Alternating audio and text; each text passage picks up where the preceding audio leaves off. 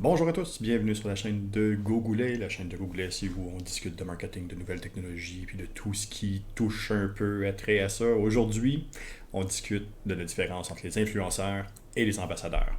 On passe à l'intro.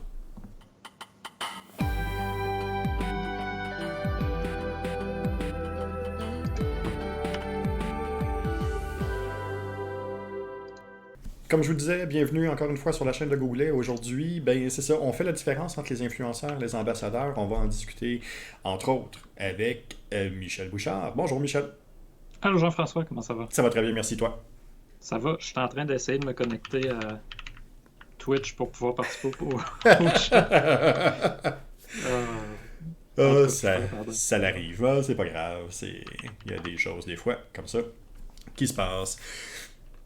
Michel, belle discussion qu'on va avoir ensemble aujourd'hui sur, bon, mais influenceurs, oui, mais différence entre les influenceurs et les ambassadeurs. De ton côté, toi, comment tu vois ça?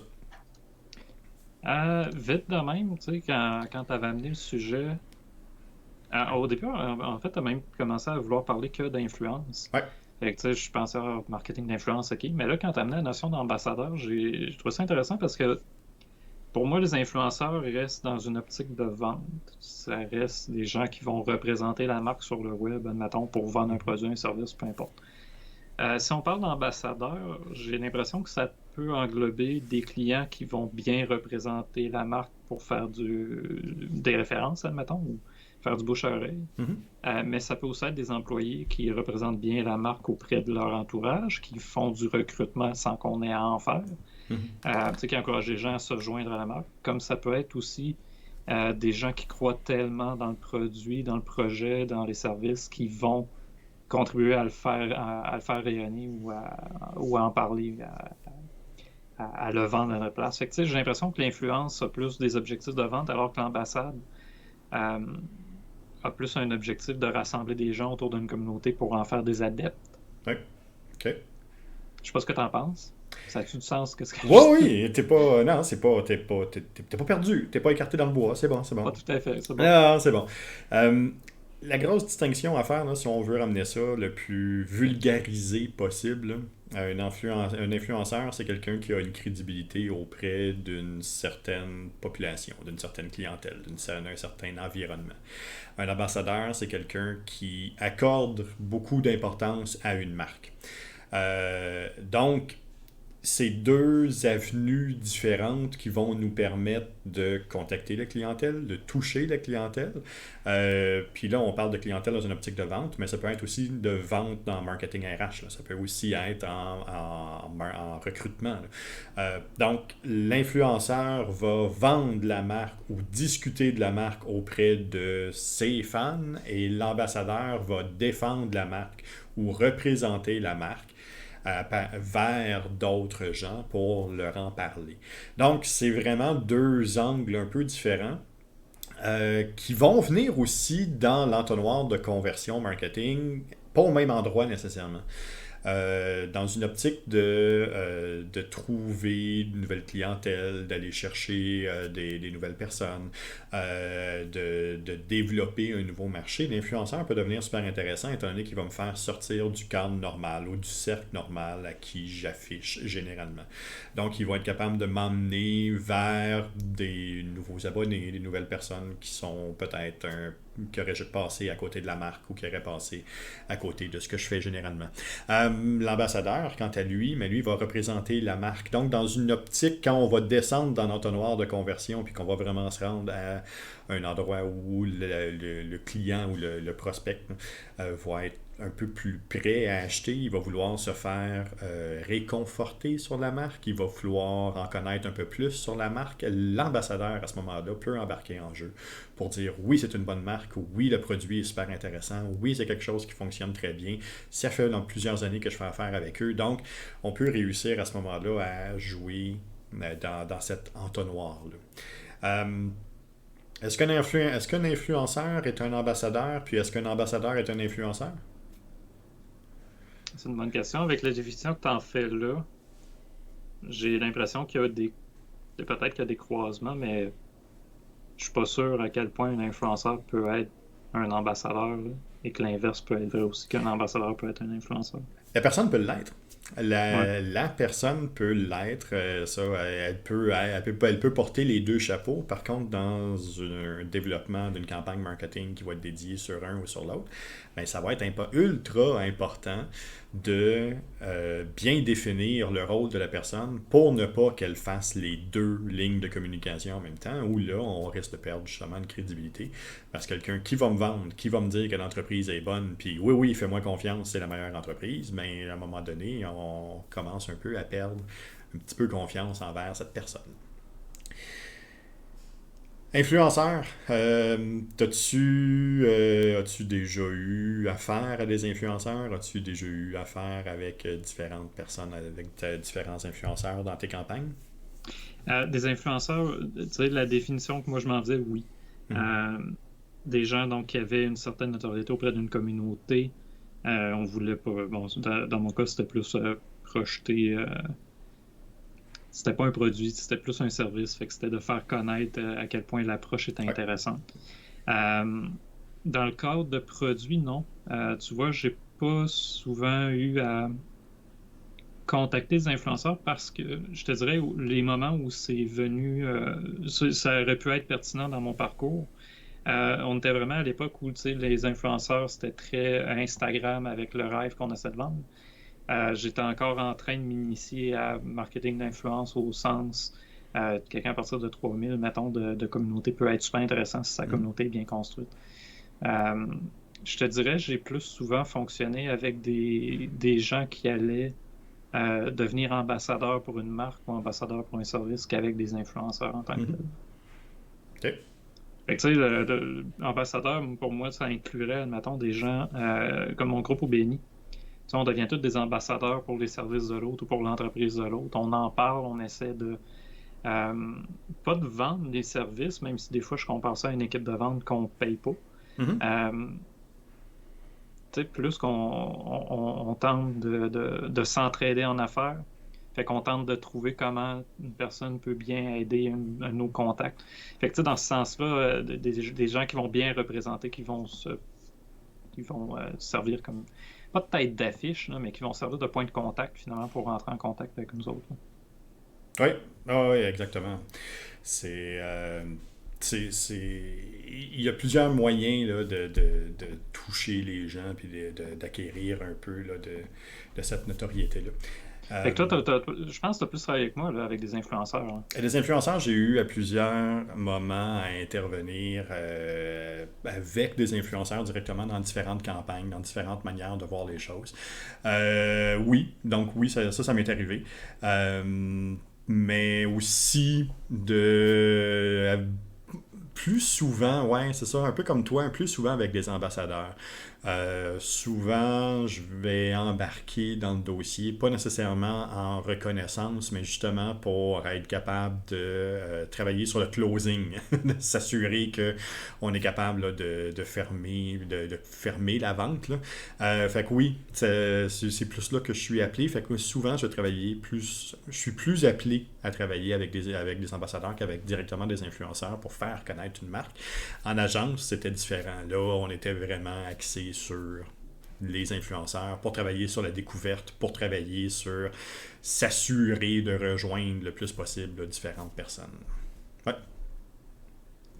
Puis, toi, généralement, l'objectif, parce que tu sais, là, j'essaie de faire la différence là, pour les gens.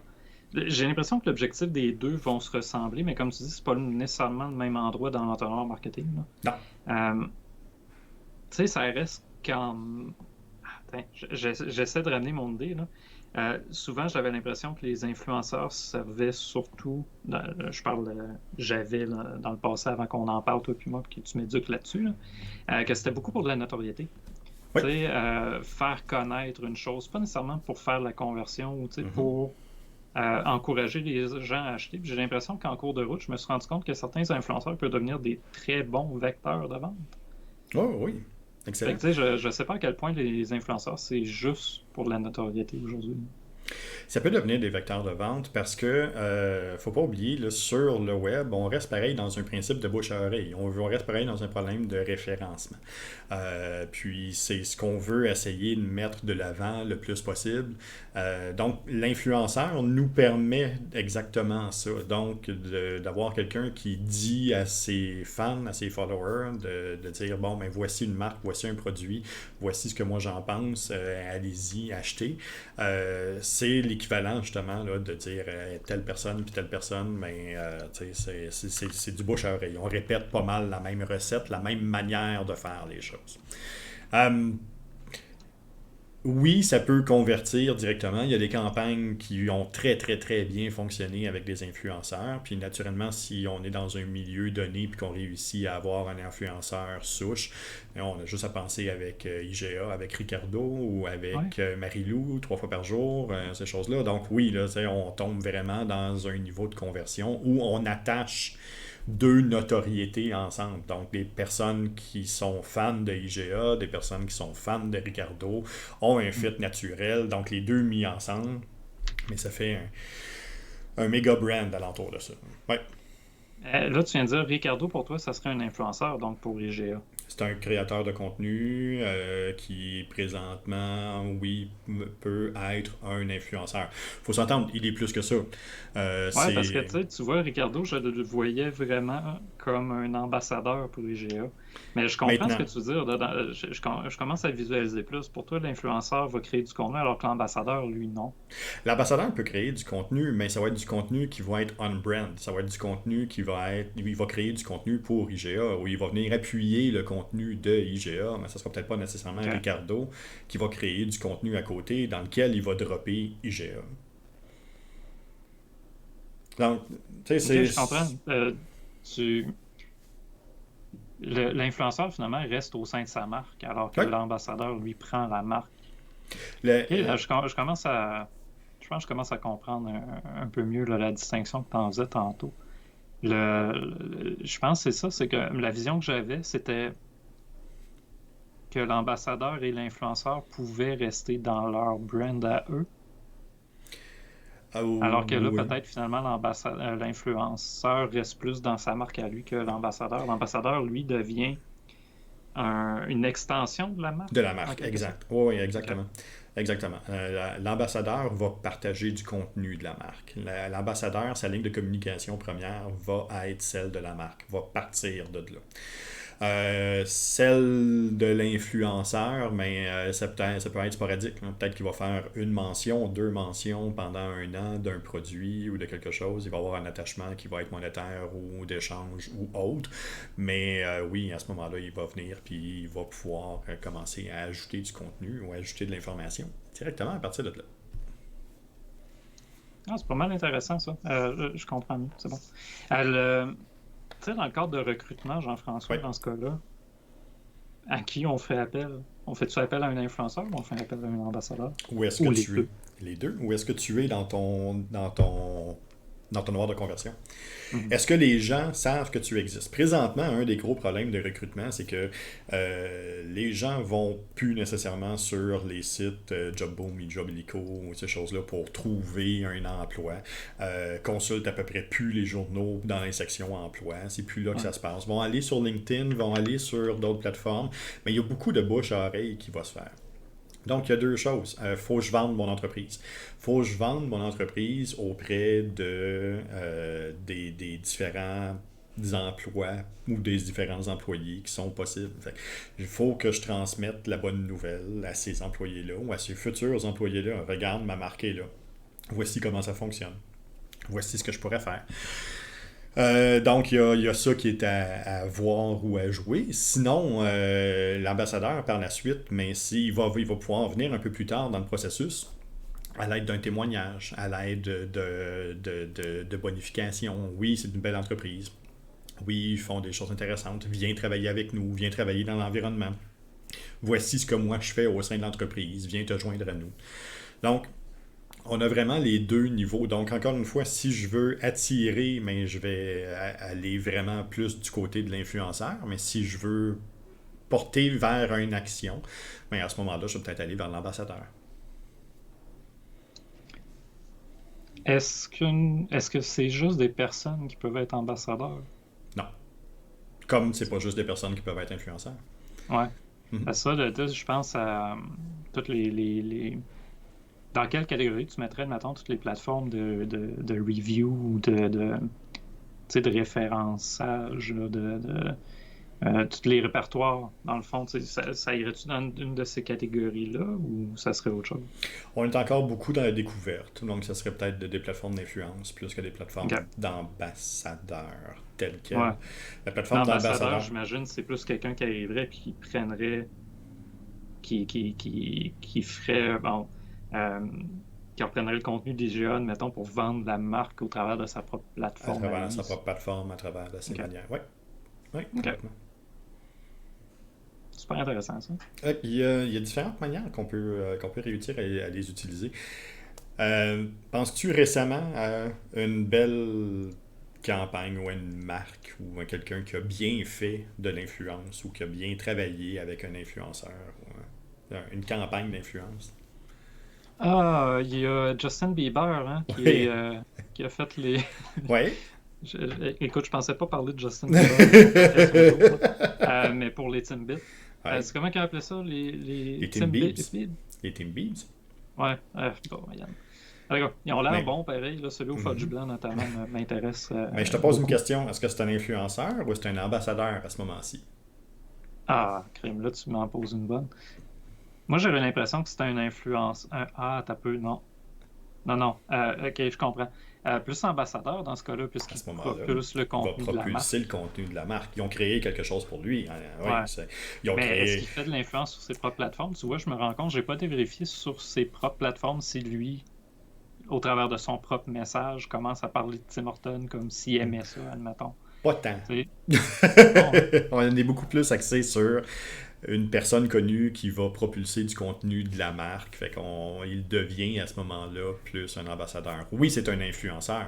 Oui, c'est quelqu'un qui a une Ouais. influence. Mais à ce niveau-là, il est beaucoup plus axé, il est beaucoup plus construit comme un ambassadeur que comme un influenceur OK. dans cette campagne-là.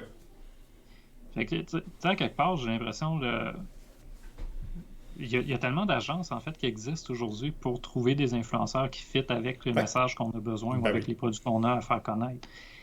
Il existe-tu des agences qui sont spécialisées dans la prise de contact pour trouver des ambassadeurs comme, tu sais, IGA, Ricardo, j'imagine le fit est naturel, mais il doit bien avoir quelqu'un quelque part qui a créé le lien entre les deux, là. Il y a quelqu'un quelque part qui a créé le lien entre les deux, mais ça c'est. Ces deux entités-là, ça fait déjà plusieurs années qu'ils ont un partenariat qui est déjà imbriqué un dans l'autre. Donc, ça fait déjà Ouais. plusieurs années là, que tout est déjà très présent.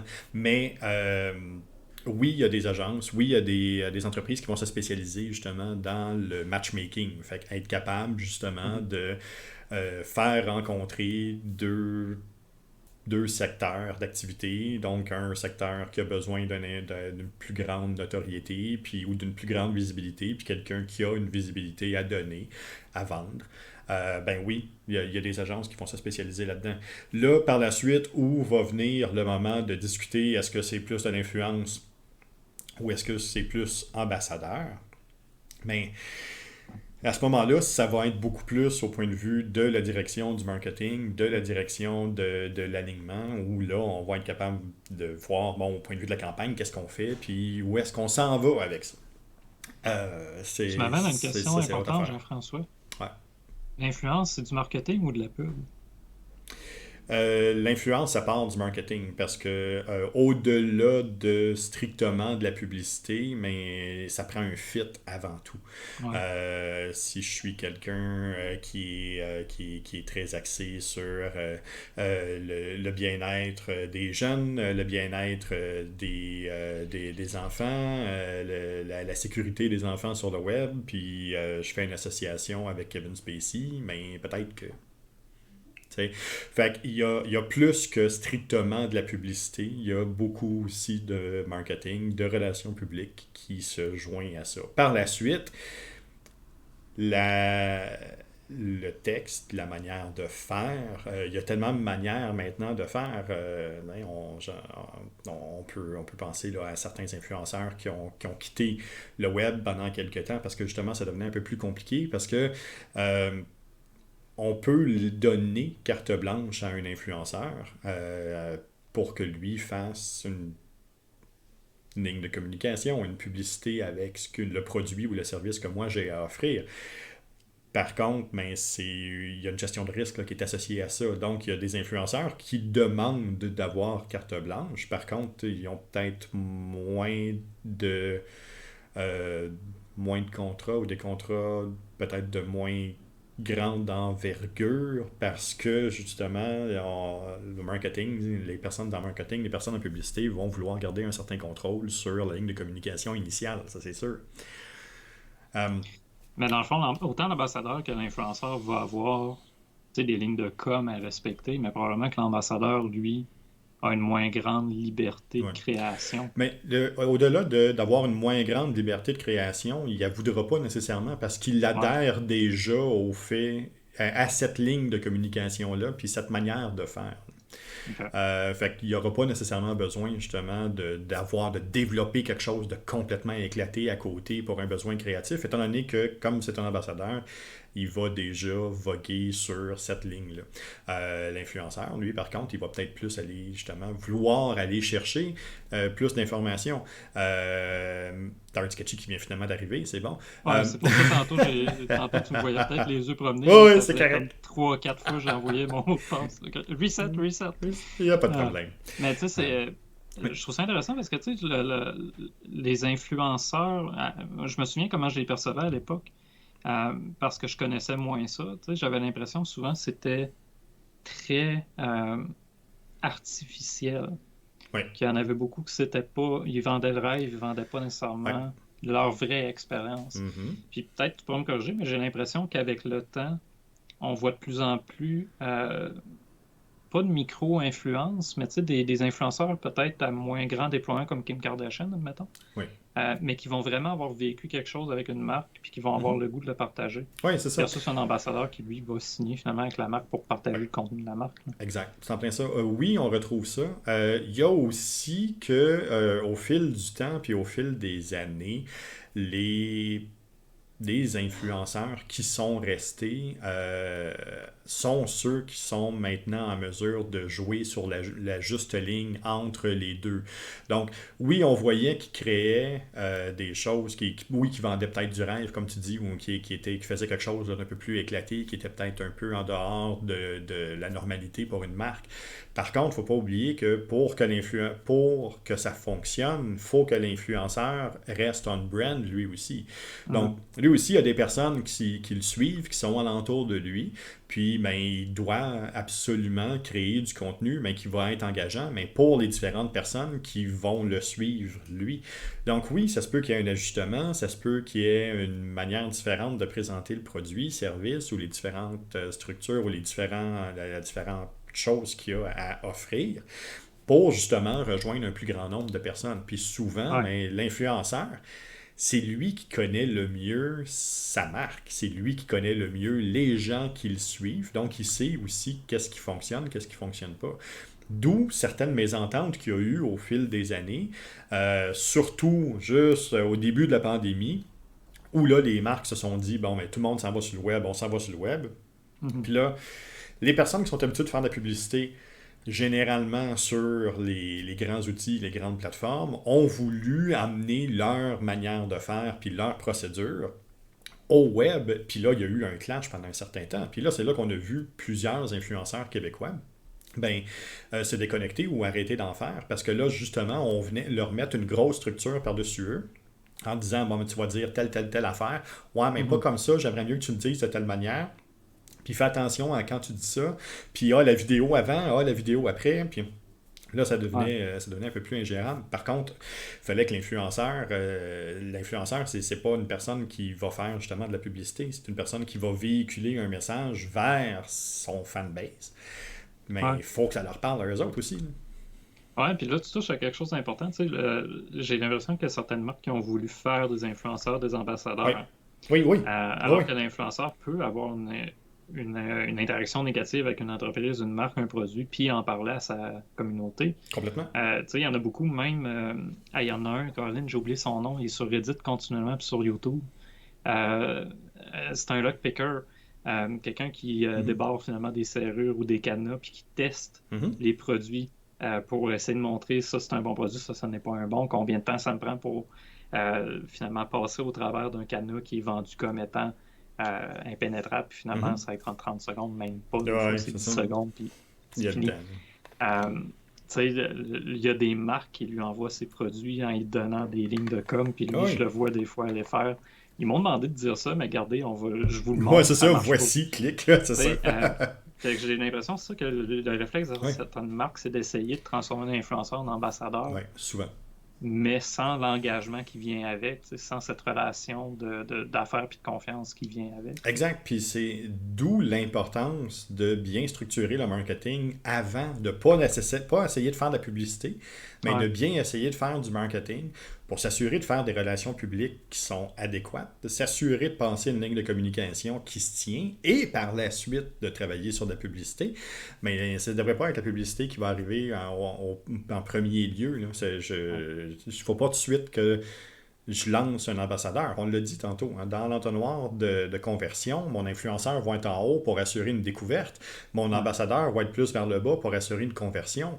Mais si je lance tout de suite l'ambassadeur, mais les gens n'ont pas eu le temps de découvrir, puis il manque une étape cognitive super importante pour descendre dans cet entonnoir d'acquisition-là. Ouais. Puis là, il y a un chemin qui est inexistant qui va faire que ben ça fonctionnera pas, mais tout simplement parce qu'on n'a pas respecté les échelons. Ouais.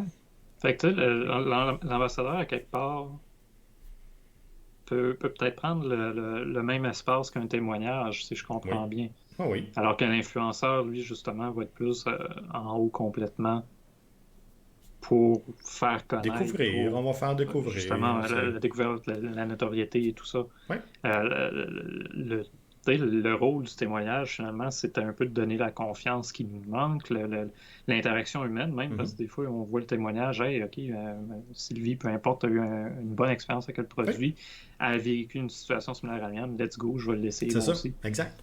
OK. Peut-être, tu vois, tu me permets même de repenser comment, dans tu sais, mon propre système, des fois, je plaçais les ambassadeurs. Mhm. Parce que souvent, je vais même les placer comme au niveau de la notoriété, mais alors que on arrive plus au niveau, tu sais, quasiment en bas de l'entonnoir, là. On va arriver vers la conversion. On va arriver Ouais, vraiment là, quand la personne va dire, va être rendue, elle a déjà fait des comparatifs, elle va déjà être rendue à prendre une décision à un ou vers l'autre. Qu'est-ce qui va me faire pencher? Mais peut-être que justement, un témoignage d'un ambassadeur ou la présence d'un ambassadeur ou le simple fait d'avoir un ambassadeur qui se colle à cette marque-là va accélérer un processus décisionnel. ouais. Puis ça me fait penser à toutes les fails, tu sais, qu'on voit qu'une marque essaie d'amener admettons, un joueur de basket ou un joueur de Oui, hockey super populaire. ben oui, Let's go, c'est notre ambassadeur, on le pitch sur la scène. ben oui. Sors d'où, qu'est-ce que tu fais là? Il a pas l'air d'y croire Mais non non, c'est plus. ça, il arrive là, puis tu sais, je suis un ambassadeur, ok, t'as-tu déjà essayé le produit? Non, mais tu sais, Ah, en partant, ça peut pas fonctionner. ouais, Donc, c'est ça, fait que oui, tout doit être placé dans ce processus-là. Tu sais, c'est souvent ce que je vais dire dans mes conférences, là, comme je l'ai dit tantôt, l'influenceur est là pour attirer, l'ambassadeur est là pour créer une action. ouais, Mais si je le place pas dans le bon ordre, ben ça marche plus. ouais. Si je demande à mon influenceur qui est là pour attirer, pour créer un message pour attirer, mais je lui demande de créer une action, mais c'est contre nature, puis la campagne va être un peu boiteuse, là. Ça va Ah, passer puis à des fois, ça côté. se retourne contre l'influenceur. Tu sais, Exact. je pense beaucoup au domaine des jeux vidéo, Ah là. oui. Combien qu'il y en a aujourd'hui sont obligés de le dire, qui ont reçu un code, admettons, gratuit. Oui. Mais combien il y en a qui poussent vers hey, achetez-le, achetez-le, achetez-le. Puis finalement, les fans se revirent contre lui, il perd sa communauté, Oui. ça cause plus de problèmes que tu as un jeu gratis, mais en retour, tu as une communauté qui t'haït, là. Ben, c'est en plein ça. Fait que tu sais, l'évaluation que toi t'en fais en ce moment, c'est surtout du côté de l'entreprise, mais même pour l'influenceur lui-même, pour son propre projet, je pense qu'il faut qu'il fasse attention.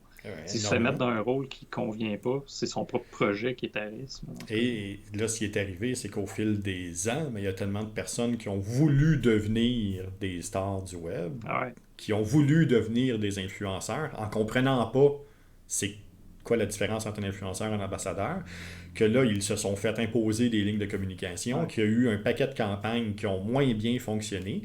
Puis là, les entreprises, eux autres, c'est quelque chose qui ne fonctionne pas, ils vont pas réessayer, ils vont faire ça ne fonctionne pas, je le scrape, je m'en vais ailleurs ou je vais faire d'autres choses. Et là, ils ont commencé à viser des plus petits influenceurs en leur disant, bon, mais au lieu d'avoir quelque chose à 5, 10, 15 000 mais es-tu capable de le faire à 100, 200, 300? Puis eux autres étaient tellement contents parce qu'eux autres voulaient devenir influenceurs que là, à 200 mais eux autres acceptaient. Mais là, on embarque dans un autre game. On embarque dans une autre roue où là, ben, on se ramasse avec des influenceurs qui vont faire quelque chose de correct, sans plus, qui permettront pas nécessairement aux marques d'avoir une grande visibilité comme ils pourraient avoir avec des influenceurs ou qui, eux autres, c'est vraiment leur matière première de toucher un grand monde. Mais là, on se ramasse avec des influenceurs qui vont essayer de charger de moins en moins cher. Puis là, il y a ce principe-là qui commence à apparaître où ben, le marché est en train de se scraper pour de la qualité. Puis là, par la suite, mais quand on va avoir un vrai influenceur qui arrive, qui dit oui, moi je peux le faire en sachant, en étant capable de mesurer puis de voir ce qu'il a fait avant qui était de très grande qualité puis qui avait vraiment un retour sur investissement super intéressant pour une entreprise, mais là, les entreprises, à cette heure, sont habituées de payer 200, 300. Quand lui, il va arriver avec son 10 000, 15 000, ben, les entreprises font, ben non. Ouais. Ben ça, tu sais, peu importe les domaines, on dirait que la recherche du prix le plus bas. Je sais pas si tu entends ma chaufferette arrête pas de partir en passant, je suis désolé. La recherche du prix le plus bas, je pense, comme dans n'importe quelle sphère, c'est un problème. Parce que c'est bien beau là, soumissionner de prendre le plus bas soumissionnaire, mais ça donne aussi ce que ça donne. Là. Ah oui. Mais tu sais, même pour l'influenceur, ton travail est tellement pas valorisé, tu prends moins le temps de faire du contenu de qualité. Exact. Moins tu prends le temps de faire du contenu de qualité, moins ta communauté va être engagée. Moins ta communauté est engagée, moins tu peux aller te chercher des mandats qui sont payants. Tu sais, c'est une roue ou une spirale sans fin là, quand on commence à s'enfoncer là-dedans. Ouais. Fait que pour moi, une entreprise, justement, qui cherche pas nécessairement un autre qui va en parler, mais plus un influenceur qui va l'aider, va prendre la peine finalement de faire ses recherches de la bonne façon, de se renseigner. Puis, quelque part,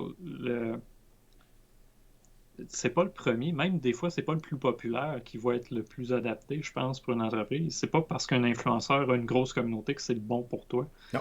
Le problème que je voyais des fois, c'est que tu vas t'associer avec une marque ou avec pas une marque, mais plutôt avec le brand d'un influenceur, puis ne fit pas pantoute avec ta marque. Non, mais non, c'est ça. J'ai l'impression que ça peut amener plus de tort que ça va amener de bien, parce que c'est pas pour les bonnes raisons, par la bonne personne. Oui, exact. Ou même des compagnies de jeux, des fois, justement, je pense aux jeux parce que c'est ce qui me vient le plus, là, mais qui envoyait des codes de jeu à des gens qui allaient faire une review ou une critique, mais qui savaient pertinemment que leur contenu, ils n'aiment pas ce type de jeu-là. Ils parlent jamais en bien de ce type de jeu-là. Si tu n'as pas fait ta recherche, là, à dire, là, mais là, comme la critique qu'il va avoir va pas être luisante pour ton produit. Non, c'est ça. Puis même affaire pour des critiques de livres ou des critiques de films, exact. Peu importe. Si tu l'envoies pas à la bonne personne, tu n'auras pas nécessairement la review que tu vas avoir. Là. C'est en plein ça. C'est la base d'un bon marketing, c'est d'être capable de faire sa recherche. Puis de relations publiques aussi. Je veux m'assurer que la personne qui va parler en avant soit capable de répondre aux différentes questions, puis soit adéquatement préparée. Je n'irai pas pitcher quelqu'un en avant juste de même pour répondre à des questions en connaissant pas son dossier. On l'a vu trop souvent en politique, entre autres. Ouais, ben écoute, il y a des politiciens eux-mêmes que il me vient des exemples. Oui, mais c'est ça. Je veux pas que ta chaîne se fasse barrer.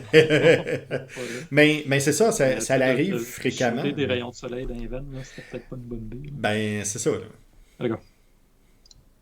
Bref. C'était pas un bon influenceur pour les efforts anti-pandémie. C'était pas idéal, non. Non, c'est ça. Je voulais absolument qu'on parle du RH, puis là, je vois le temps passer, fait que je voudrais amener ça du côté RH. Ouais. Comment tu utiliserais un influenceur, tu sais, dans le cadre d'une stratégie de ressources humaines de recrutement? Oui. Mais c'est de prendre quelqu'un qui est dans le milieu dans lequel l'entreprise vit. Fait que si je suis justement une entreprise de jeu, ben, c'est peut-être de prendre un influenceur qui est issu du milieu du jeu, qui va être capable de parler à ce monde-là.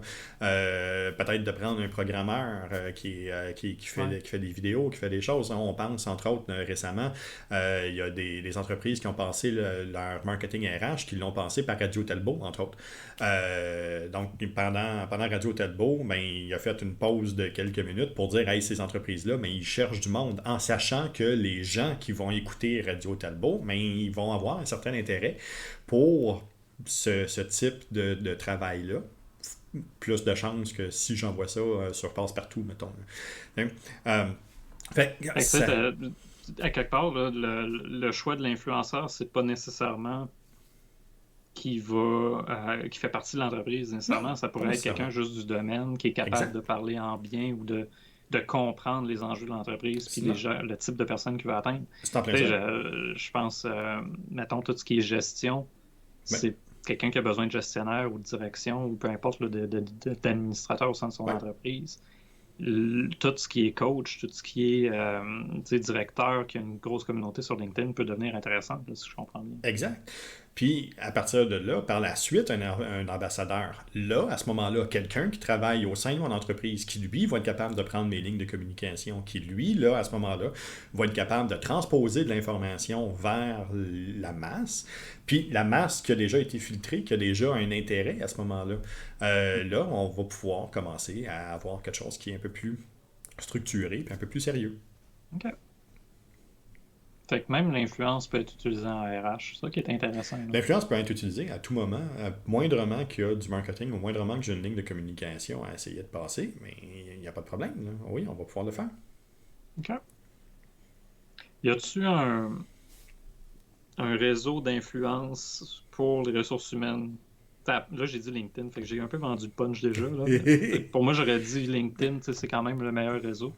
Mais tu vois-tu que c'est possible de le faire ailleurs? Comme, tu sais, je pense à Facebook. C'est-tu un réseau où tu penses que ça serait possible de trouver Ça un influenceur pour faire des ressources Oui, humaines? ça peut fonctionner, dépendamment en quoi. Si c'est des personnes qui travaillent dans le domaine de la santé, ils sont peut-être pas nécessairement tous sur LinkedIn. Ouais. C'est peut-être des gens qui vont passer plus de temps sur Facebook, justement. C'est peut-être des gens qui vont passer plus de temps sur TikTok. C'est peut-être des gens Ouais. qui vont passer plus de temps sur d'autres plateformes. Mais encore là, le plan de communication puis le plan de marketing devient ultra important pour trouver Mhm. où sont ces gens-là. Donc, d'essayer de faire un plan global de recrutement, ça fonctionne plus maintenant, malheureusement. Je peux plus juste prendre une page complète dans le journal, la presse, puis dire, bon, les gens vont la voir. Non, c'est plus ça.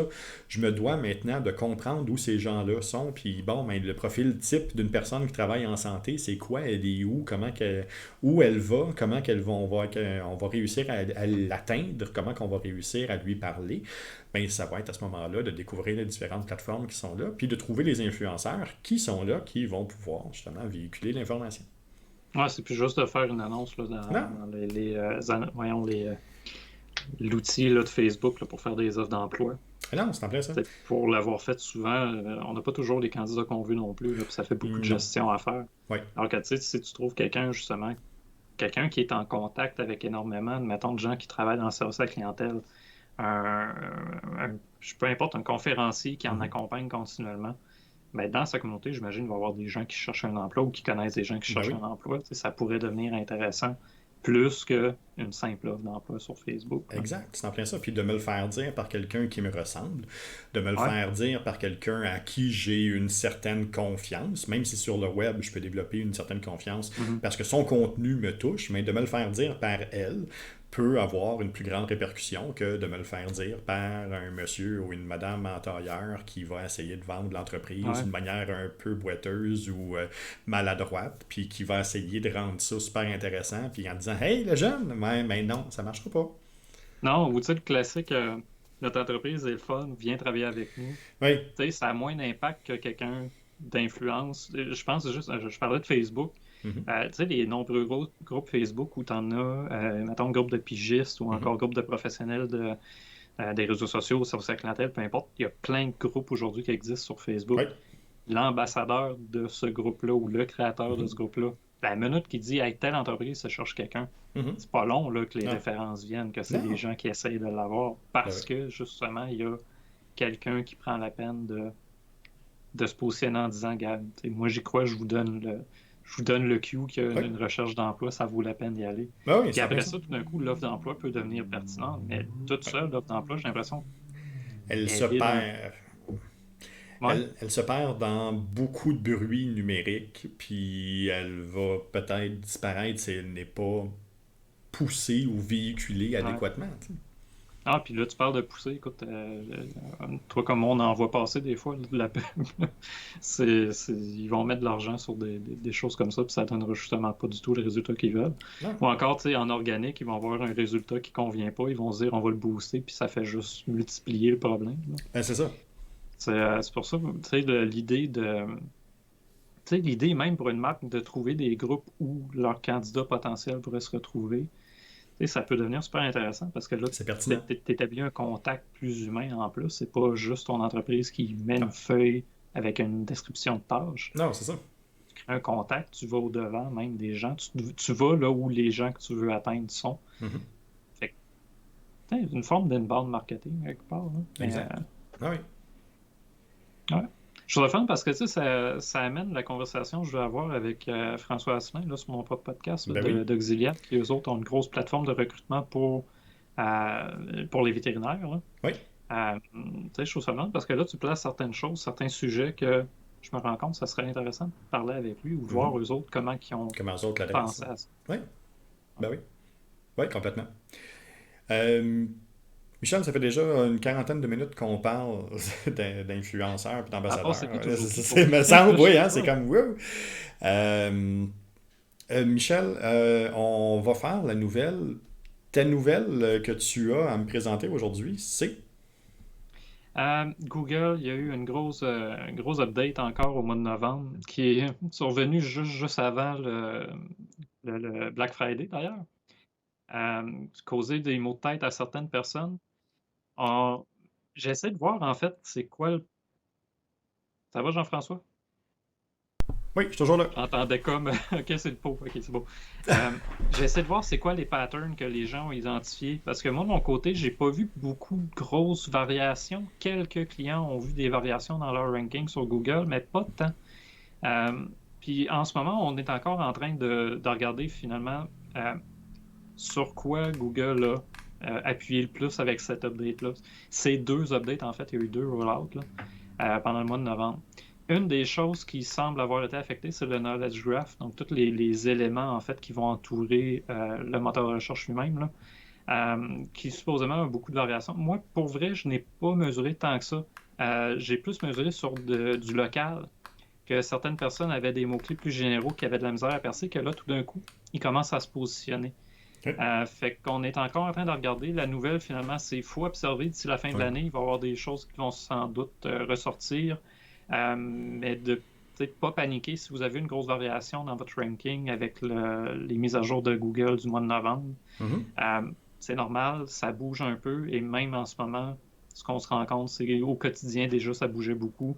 L'update est juste venu finalement pousser ça un peu plus loin. Ça bouge beaucoup un peu pour tout le monde, mais j'ai pas vu de choses dramatiques, là, comme quelqu'un qui a complètement perdu son ranking sur un mot-clé super important. Mhm. Dans tous les sites web que je suis, il n'y a pas eu de problème de ce genre-là. Fait que portez attention, d'ici la fin de l'année, il va sans doute avoir d'autres dévoilements par rapport à cette update-là du mois de novembre. Ben, super intéressant à suivre. De mon côté, c'est Timnit Gebru, qui est une chercheuse une ancienne chercheuse de Google, qui a travaillé entre autres sur beaucoup de l'intelligence artificielle qui a été créée pour Google, puis qui a été utilisée, qui elle a monté au barricade à quelques reprises justement en disant que l'intelligence artificielle qu'elle avait créée n'avait pas nécessairement été construite pour les besoins exacts que Google utilisait, puis qui était un peu contre ce que Google faisait, de la manière qu'elle utilisait. Que Google utilisait son logiciel. Donc, ce qu'elle a fait, ben, c'est qu'elle a démarré elle-même sa propre entreprise maintenant de recherche qui, elle, maintenant, fait justement de l'intelligence artificielle, mais de l'intelligence artificielle qui est à base éthique et qui est à base citoyen numérique, citoyen à l'ère du numérique aussi. Donc, c'est à suivre. Là, elle a été lancée là, dans les derniers mois. Donc, voir comment Timnit Gebru va être en mesure là, de nous amener une intelligence artificielle peut-être éthique avec, en ayant au centre de sa pensée un citoyen à l'ère du numérique. Là. Donc, j'ai hâte de voir ça. Ouais, j'ai hâte. D'ailleurs, il y a, c'est sorti cette semaine. Écoute, j'ai pas assez lu là-dessus pour pouvoir en parler bien. C'est pour ça que j'ai pas annoncé ça aujourd'hui comme nouvelle. Là. Mais des employés là, qui sont revenus contre Google par Ouais. rapport au retrait en 2018 là, de Do No Evil. Ouais. Ou l'inverse, c'est Google là, qui revient contre des employés parce qu'ils ont agi en suivant ce principe-là. Il faut que j'aille lire davantage là-dessus, mais peut-être ça va être ma nouvelle la semaine prochaine. C'était sorti cette semaine, fait que Ouais. j'ai pas plus creusé. Mais tu sais, je trouve ça intéressant parce que Google, c'en est un que je défends beaucoup. Ouais. De mon côté, c'est mon outil de travail principal, fait qu'évidemment, je le défends. Beaucoup plus que Meta ou Facebook. Là. Mais tu sais, faut pas oublier, ça reste quand même une grosse machine là, qui Exact. a beaucoup de données sur nous. Fait que la nouvelle que tu as sortie, écoute, je l'ai pas vu passer, j'ai hâte de voir ton lien. C'est sûr, je vais aller voir ça. Là. Oui, je vais tout de suite le mettre justement dans le chat.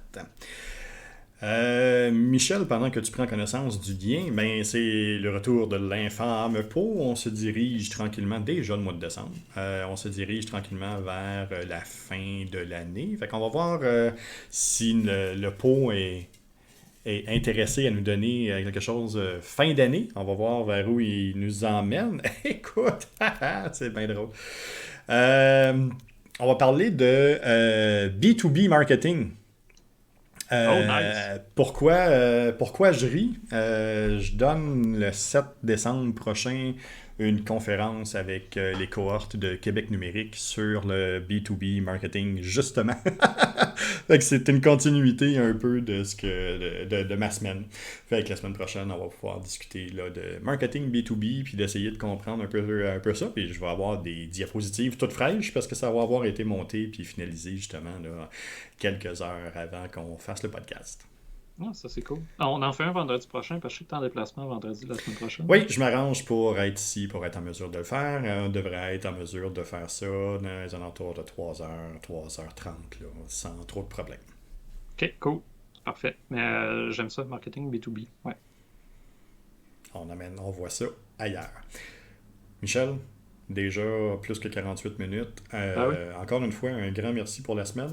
Merci pour ce podcast-là. Et puis, ben, nous autres, ben, on se revoit bientôt dans un autre podcast. Merci. À la prochaine. Là.